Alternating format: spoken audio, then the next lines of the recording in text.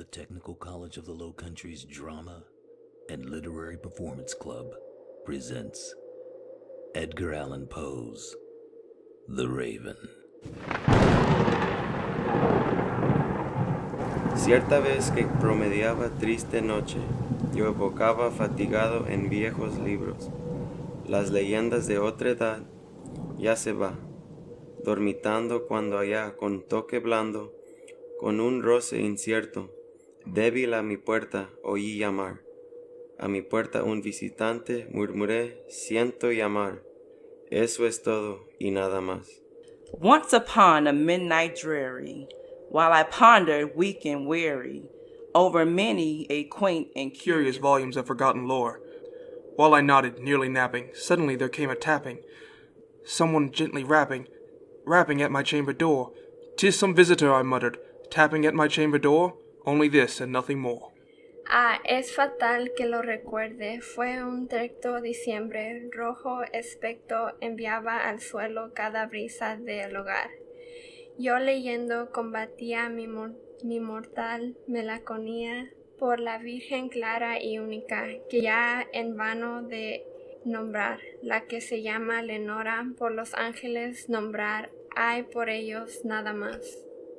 Distinctly, I remember.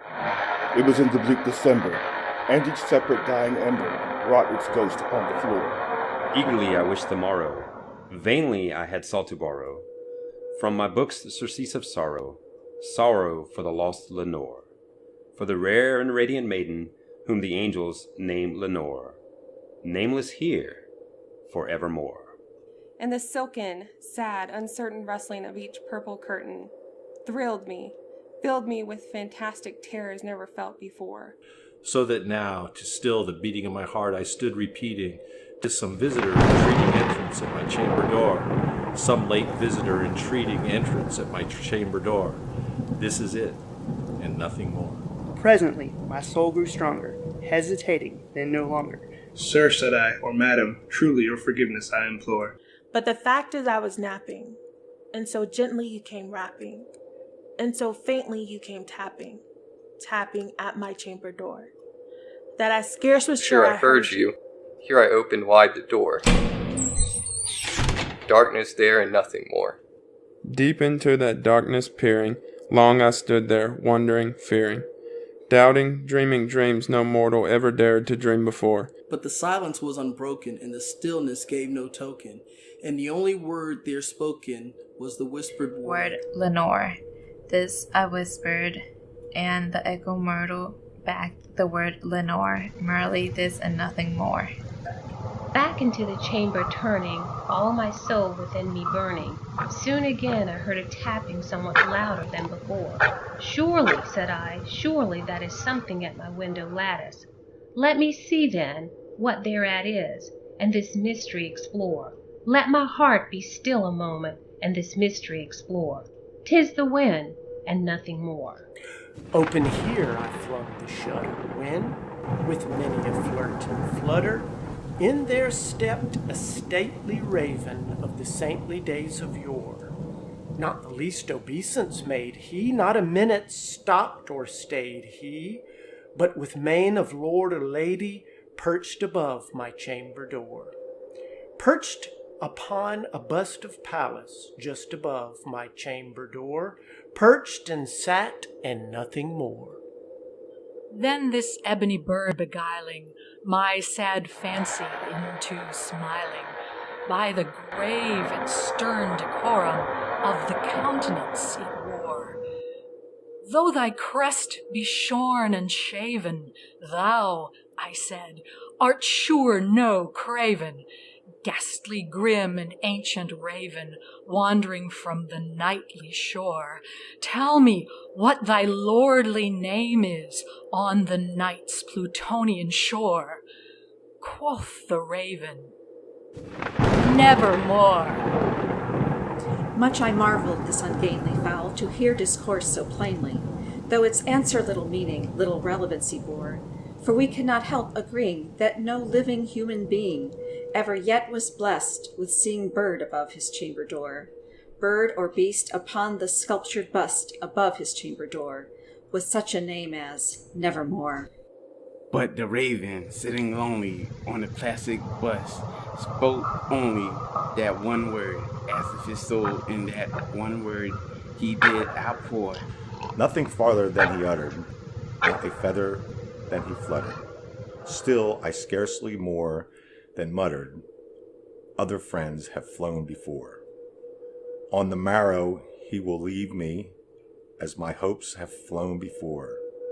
Then the bird said, Nevermore. Startled at the stillness broken by reply so aptly spoken, doubtless, said I, what it utters is its only stock and store, caught from some unhappy master, whom unmerciful disaster followed fast and followed faster, till his songs one burden bore, till the dirges of his hope that melancholy burden bore, of never, nevermore. But the raven, still beguiling all my fancy into smiling, straight I wheeled a cushioned seat in front of bird and bust and door. Then upon the velvet sinking, I betook myself to linking fancy unto fancy, thinking what this ominous bird of yore, what this grim, ungainly, ghastly, gaunt, and ominous bird of yore meant in croaking Nevermore. This I sat engaged in guessing, but no syllable expressing, to the fowl whose fiery eyes now burned into my bosom's core. This and more I sat divining, with my head at ease reclining on the cushion's velvet lining that the lamplight gloated o'er. But whose velvet violet lining with the lamplight gloating o'er? She shall press, nevermore. Then, methought, the air grew denser, perfumed from an unseen censer, swung by seraphim, whose footfalls tinkled on the tufted floor. Wretch, I cried, thy God hath lent thee, by these angels he hath sent thee, respite, and empathy from thy memories of Lenore. Quaff, oh quaff this kind empathy, and forget the lost Lenore. Quoth the raven, Nevermore. Prophet, said I, thing of evil, prophet still, if bird or devil, whether tempter sent or whether tempest tossed thee here ashore, desolate yet all undaunted, on this desert land enchanted, on this home by horror haunted, tell me truly, I implore, is there balm in Gilead? Tell me, I implore. Quoth the raven, Nevermore. Prophet, said I, thing of evil, prophet still, if bird or devil, by that heaven that bends above us, by that God we both adore. Tell this soul with sorrow laden if, within the distance aiding, it shall clasp a Satan maiden whom the angels name Lenore.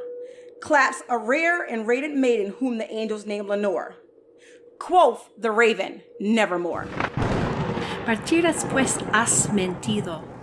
Ve a la noche plutoniana, goza ahí la tempestad. Ni una pluma aquí sombría abandonada ya este busto. Deja en paz mi soledad, quita el pico de mi pecho, deja a mi alma en soledad. Dijo el cuervo, nunca más. Be that word our sign of parting, bird or fiend, I shrieked, upstarting. Get thee back into the tempest and the night's Plutonian shore. Leave no black plume as a token of that lie thy soul hath spoken. Leave my loneliness unbroken. Quit the bust above my door. Take thy beak from out my heart and take thy form from off my door. Quoth the raven, Nevermore. And the raven, never flitting, still is sitting, on the pallid bust of Pallas, just above my chamber door. And his eyes have all the seeming of a demon's that is dreaming, and the lamplight o'er him streaming through his shadow on the floor. And my soul from out the shadow that lies floating on the floor shall be lifted nevermore.